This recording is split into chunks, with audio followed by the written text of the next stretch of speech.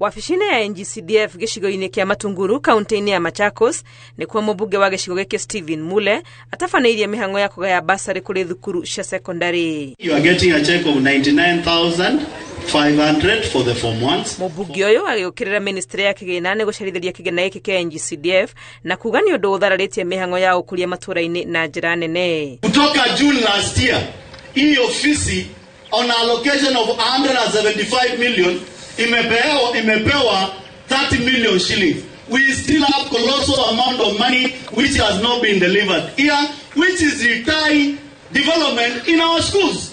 Mule no ũkĩrĩire thirikari ya Kenya Kwanza nĩ ũndũ wa mũrigo mũnene wa magoti marĩa yerekeirie onjoria ya biacara nini na kuga gwĩka ũũ gũtigũteithia gũkũria ũtonga wa bũrũri. Besides VAT, the owners of those saloons, parlors, they are being told to calculate their income at the end of the month, and they keep 5% as withholding tax for the year.